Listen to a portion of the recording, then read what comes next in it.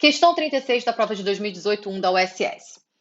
O gráfico abaixo representa a variação do tamanho populacional de uma planta que produz flores e de uma espécie de borboleta quando mantidas juntas ou separadas em uma reserva ambiental.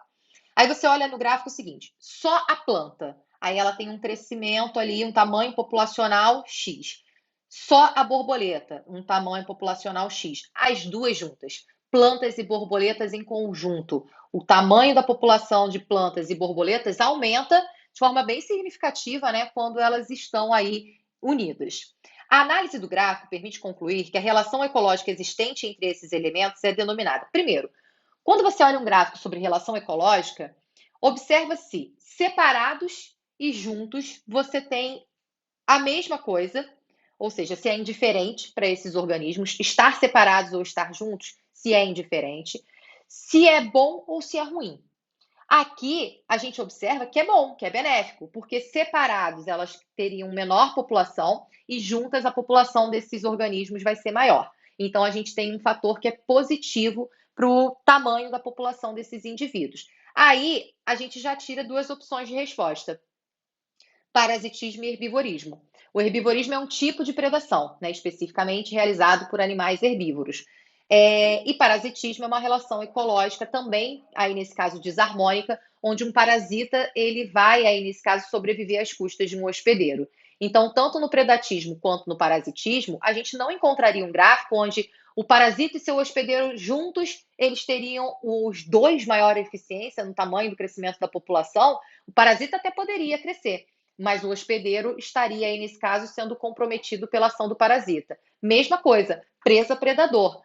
Aí, nesse caso, a população de presas até poderia crescer momentaneamente, mas a população de presas não, desculpa. A população de predadores poderia crescer momentaneamente, mas a população de presas estaria diminuindo. E aquele gráfico clássico da predação, né? Quando a população de presas diminui, a população de predadores acaba também aí, nesse caso, sofrendo impacto e sofrendo essa redução.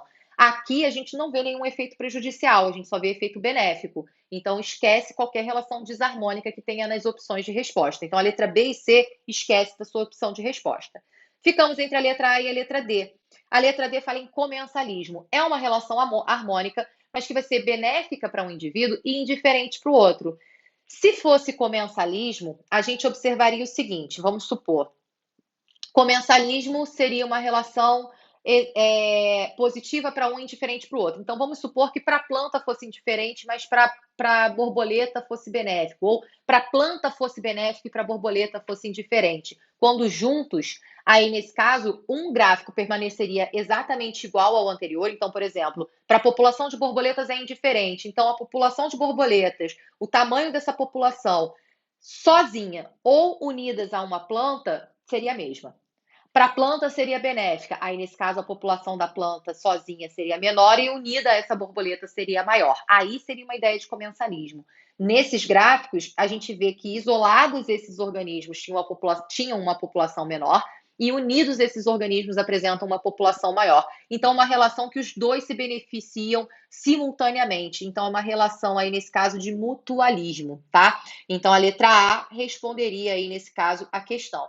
Brenda, e se fosse uma protocooperação? Seria o mesmo padrão de gráfico, tá? Por isso, por esse motivo, ele não coloca como opção de resposta protocooperação. Porque senão você acabaria tendo duas possibilidades de respostas para esse gráfico, a não ser que ele colocasse um contexto de ser obrigatório ou facultativo, tá? A tendência é a gente ter cada vez mais questões que falem só sobre mutualismo, deixando de trabalhar a ideia da protocooperação, tá? Então, a tendência é que, com o tempo, a gente deixe de encontrar questões sobre protocooperação e tudo passe a ser considerado dentro de relações de mutualismo, tá bom? Então, a letra A, nesse caso, seria a resposta correta. Sempre analisem esses gráficos que falam sobre relações ecológicas, observando as diferenças que você tem nesse gráfico quando os indivíduos estão separados, quando os indivíduos estão em conjunto. Observa se isso traz algum benefício ou prejuízo, ou se é indiferente, porque isso já vai dando uma ideia do que você pode ter como opções de resposta